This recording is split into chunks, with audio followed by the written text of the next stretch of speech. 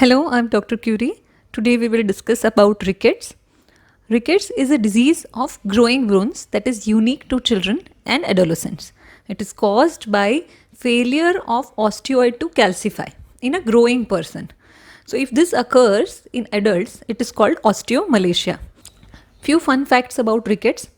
Usually, we were thinking previously in 20th century that ultraviolet rays or cod liver oil, these are the only two sources of vitamin D. Later on, plant-based vitamin D was also identified, that is vitamin D2. Now, during the Industrial Revolution, there was so much pollution that ultraviolet rays were blocked due to the pollution of the factories, and this lead to first environmental related disease of childhood. And this way you can understand how much environment can affect us. So when we talk about rickets, we usually feel rickets is because of vitamin D disorders. However, calcium deficiency, phosphorus deficiency, renal losses, and distal renal tubular acidosis. Acidosis has a special relation with rickets because it hampers with the mineralization of the bone, and that's why it can lead to rickets. We'll go through each one of them one by one. So when it comes to vitamin D disorders, there is a division. It can be because of nutritional, it can be congenital vitamin D deficiency, it can be secondary, to malabsorption, can be secondary to increased degradation of vitamin D, decreased liver 25 hydroxylase. This you will understand when we will learn about the metabolism of vitamin D. Vitamin D dependent rickets type 1, vitamin D dependent rickets type 2, chronic renal failure. These all are hampering with vitamin D. There can be calcium deficiency, either you are taking less calcium in the diet, or premature infants. This is called rickets of prematurity. Now, when the baby is inside the womb, it is provided calcium and phosphorus by the mother, and 80% of this occurs in the last trimester. So if the baby comes prematurely, there can be calcium and phosphorus deficiency, and this can lead to rickets of prematurity. There can be malabsorption related issue, and you cannot absorb calcium either because of the primary disease, or you have some medicines or something which inhibits your calcium absorption. There can be phosphorus deficiency. So what happened previously, people were thinking that only giving vitamin D and calcium will solve the rickets, but then there were certain refractory cases, and then later on it was found that phosphorus deficiency is also an important cause of rickets. Now, phosphorus deficiency can be because of diet. So there is inadequate diet once again, and in the rickets of prematurity as explained above, or you can be taking aluminum containing antacids which can hamper the absorption of phosphorus. Again, there can be renal loss of phosphorus. Now there is phosphaturia which leads to hypophosphatemia and consequently leads to rickets. So there can be X-linked hypophosphatemia, there can be autosomal dominant, there can be hereditary, or there can be overproduction of phosphatonin. This is the component which leads to phosphaturia, and this can lead to hypophosphatemia. And all this are related to hypophosphatemia, and this leading to rickets. Fanconi syndrome, we will discuss about it later on, and Dent's disease. Distal RTA, this can lead to, again I explained, acidosis can lead to defective mineralization of the bone. Now, before jumping on to the clinical features, let's see the metabolism of vitamin D. So, the 7-dehydrocholesterol in your skin, when the UV radiation falls on it, it is converted to vitamin D3. Okay.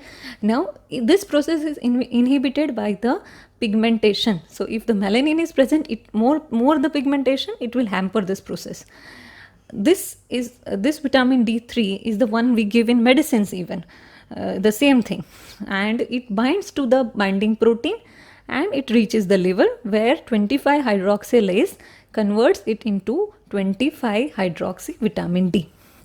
Again, there is hydroxylation in the kidney by 1-alpha hydroxylase, and it is converted into 125 dihydroxy vitamin D. This binds with the receptor everything has to have a receptor to work. So this binds to a receptor and forms a complex.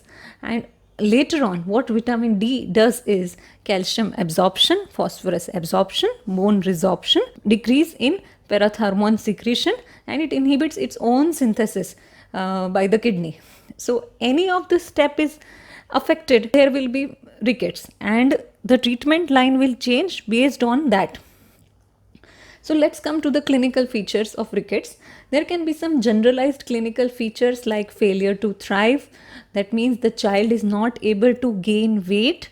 There can be listlessness, there can be protruding abdomen, there can be muscular weakness, especially the proximal muscles.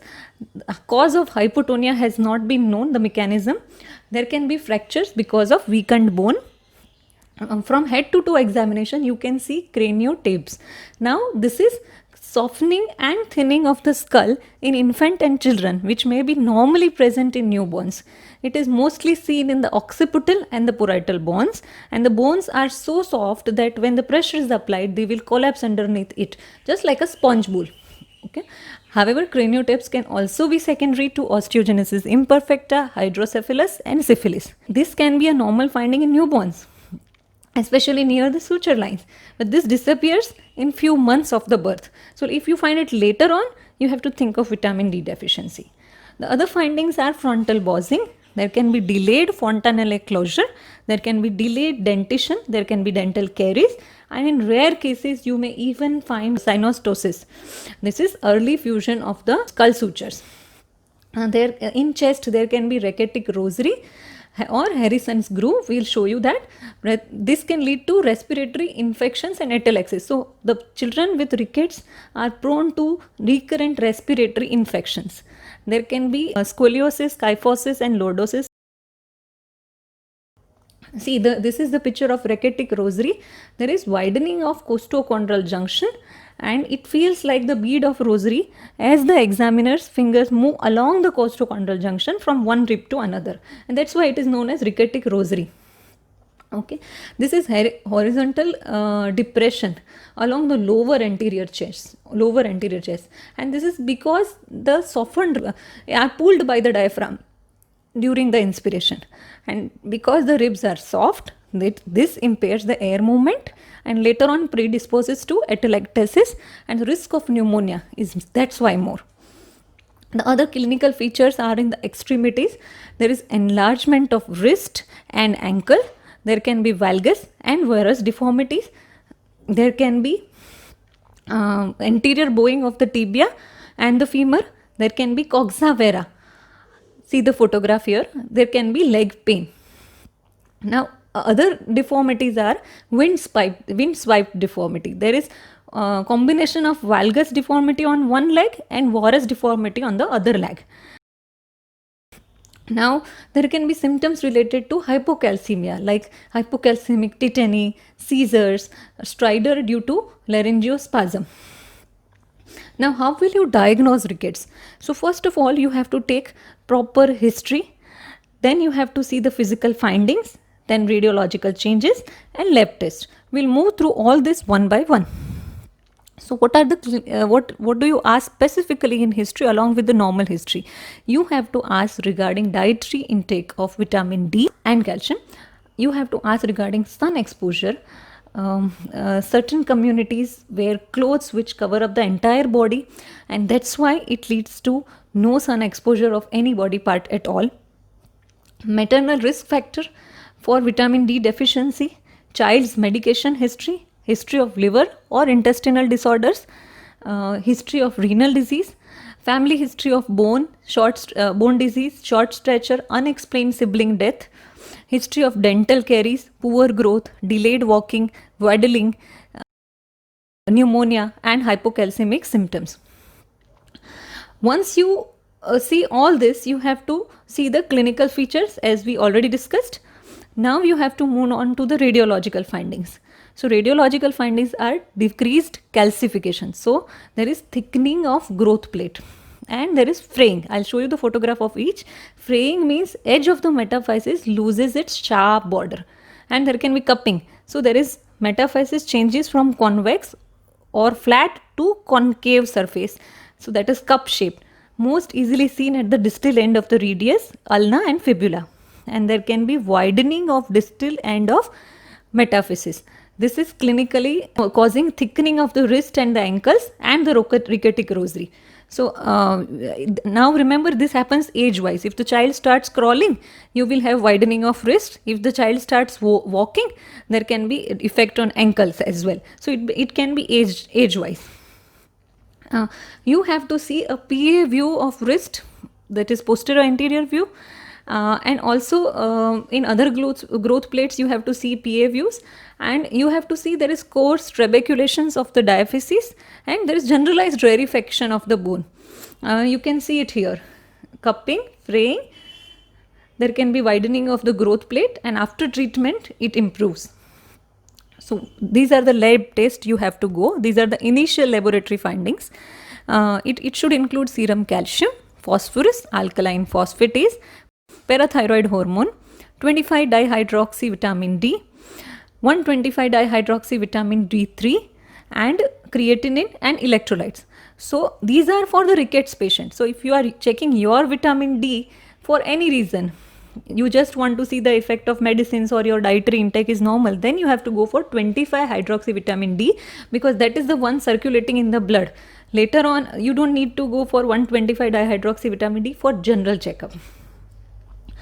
This is in special cases if you are thinking of Fanconi syndrome. Fanconi syndrome is a rare disorder where renal tubules loses glucose, amino acids, and everything in the urine, and so that can come positive. There is also phosphaturia, and that can cause positive dipstick test for protein, and that will help you if you are really thinking in terms of Fanconi syndrome. Evaluation of urinary calcium excretion of calcium. So you collect urine for 24 hours and you see urinary calcium for 24 hours, or can be calcium and create ratio. This can be used in hereditary hypophosphatemia rickets with hypercalciuria, where you think that calcium is going to get lost in urine. Okay. So direct measurement of fat soluble vitamins can be helpful where if you are thinking in terms of malabsorption. So in malabsorption, if all these vitamins are less, or there is increased prothrombin time, or you are thinking vitamin K deficiency, then you have to go for this special test. This looks like a busy slide, but I promise you at the end of the video you will be able to understand this slide. So before moving on to the treatment, we'll note a particular thing, that what parathyroid hormone does is increasing the calcium level and decreasing the phosphorus level. What 125 hydroxy vitamin D does is increasing the calcium level, increasing the phosphorus level, and what calcitonin does is decreasing the calcium level. So when it is nutritional vitamin D deficiency, this is one of the most common cause of rickets globally, and it is most common during infancy. Why? Because breast milk contains less vitamin D, there is poor intake, there is inadequate cutaneous synthesis. Transplacental vitamin D can only work up till 2 months. So after that, the child has to be given vitamin D. Infants who receive formula will receive vitamin D supplement through the formula. So what will you see in the laboratory finding is elevated parathyroid hormone, which in turn will lead to hypophosphatemia, and you will see hypocalcemia that can be variable depending on the dietary intake as well. Now hypophosphatemia and hyperparathyroidism, because PTH will increase in response, and that will upregulate renal 1-alpha hydroxylase. So that will make your 125 dihydroxy vitamin D, it may be normal, or it may be high, or it may be low. So this is not a proper marker for vitamin D deficiency. So there can be metabolic acidosis, which can be secondary to parathyroid hormone. This will lead to renal bicarbonate wasting. There may be generalized amino acid urea as well. So the treatment of nutritional vitamin D deficiency is giving vitamin D, calcium and phosphorus. You have to see the syrup contains calcium and phosphorus as well, along with vitamin D. And the vitamin D are given in the form of sachets, and syrup will contain calcium and phosphorus and maintenance dose of vitamin D. So there are two strategies. One is Strauss therapy, So Strauss therapy will require giving 3 lakh to 6 lakh international unit of vitamin D oral or intramuscular in 2 to 4 doses over a day. And because the doses are observed, Strauss therapy is ideal because of the adherence.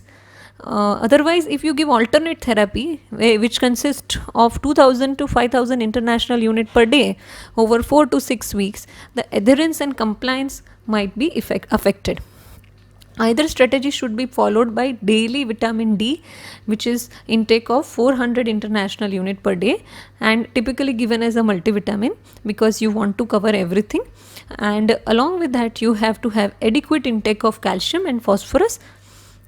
The prognosis of nutritional rickets is very good. Excellent response, radiological healing occurs within few months, laboratory test becomes normalized and the malformation improves dramatically, but the children with severe disease may have some permanent deformities and that is problematic. So that's why treat early.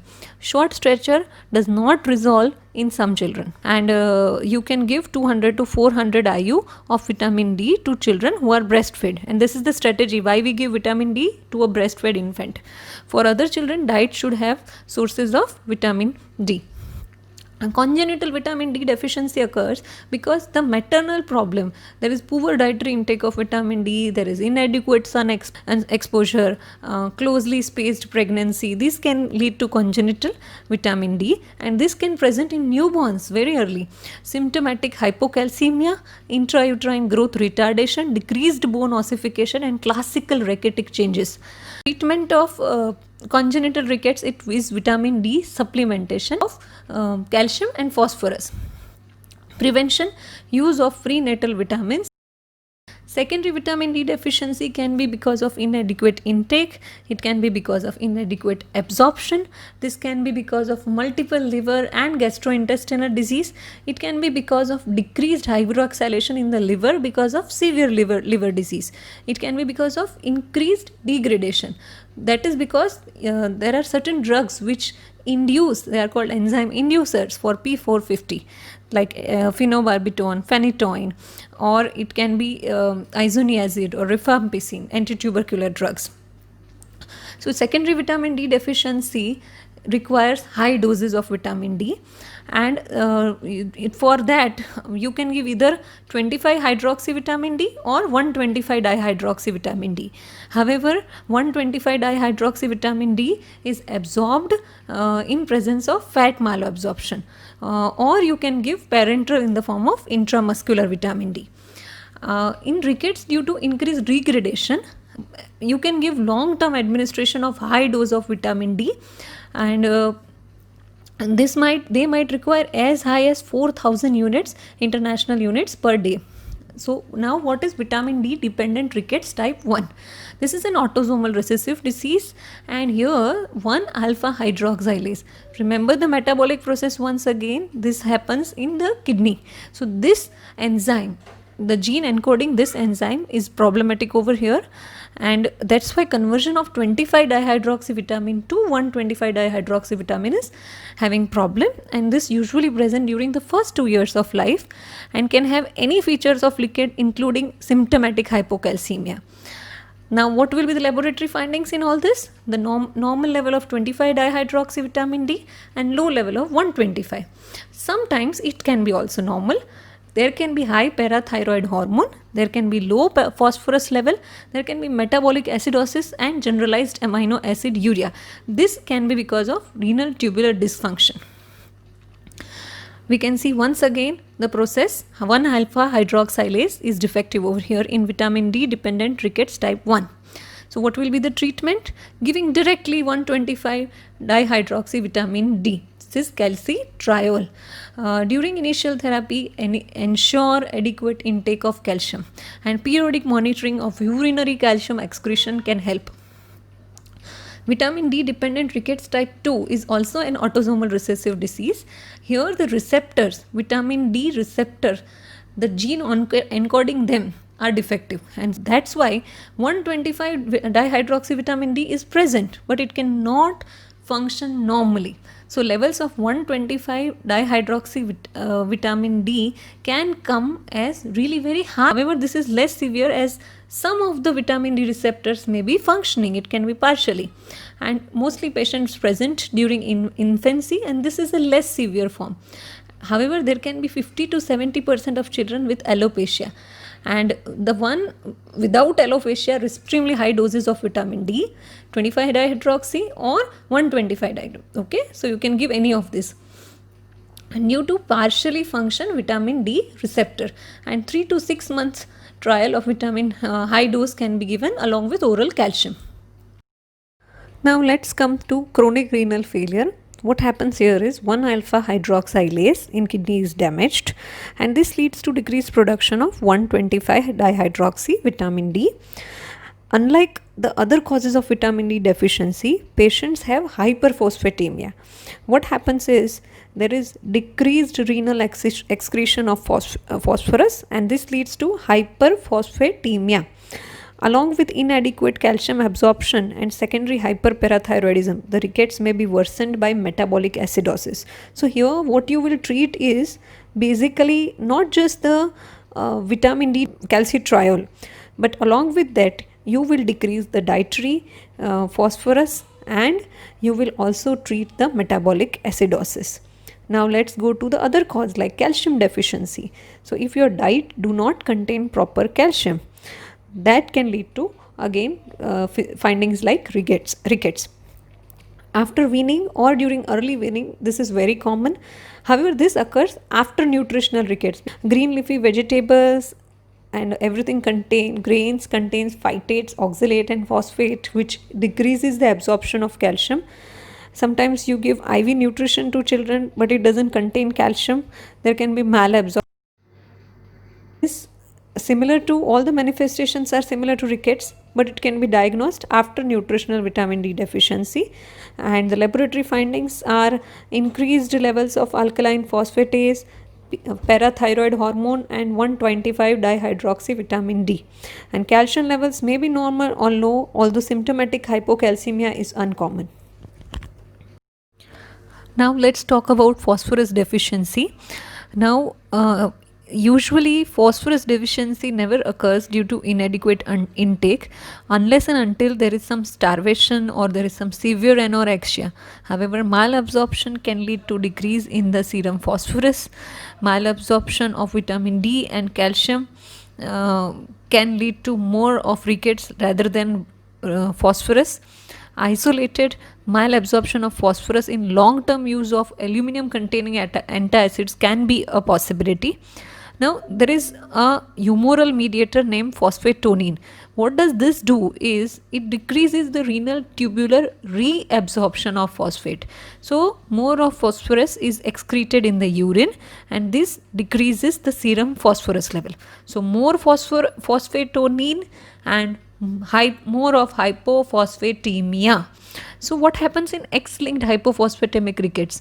Here it is most common genetic cause of ricket, and there is a defect on the X chromosome and it is X-linked dominant. So female carriers are also affected. There is a gene called FEX gene. Now normally what does the product of this gene, what does it do? It inactivates your phosphatonine. Now when the gene is defective, this phosphatonine is not inactivated. So more of phosphatonine works and it causes more of hypophosphatemia. And what are the laboratory findings? There is lot of excretion of phosphorus through the kidney, and the blood level of phosphorus is really less. There is increased alkaline phosphatase, parathyroid hormone and serum calcium levels are normal. Now how do you treat this is giving oral phosphorus and 125 dihydroxy vitamin D. And frequent doses of phosphorus is more important because there is rapid decline of phosphorus after each dose. So in order to manage that, one frequent dosing can actually decrease the diarrhea, which is a complication of high phosphorus. So that way frequent dosing of phosphorus is required. And let's discuss autosomal dominant hypophosphatemic rickets. This is less common than X-linked hypophosphatemic rickets. Here the mutation is in the gene encoding FGF23. So now, and this leads to hypophosphatemia hypophosphatemia because of increased level of phosphatonine. So the laboratory findings and everything is very similar. So there is hypophosphatemia, elevated ALP, and low or inappropriately normal 125 dihydroxy vitamin D level. And treatment is again similar to X-linked hypophosphatemic rickets. So together, when we know the cause, we can treat it better and we can actually prevent it. So together we make a better world. Thank you.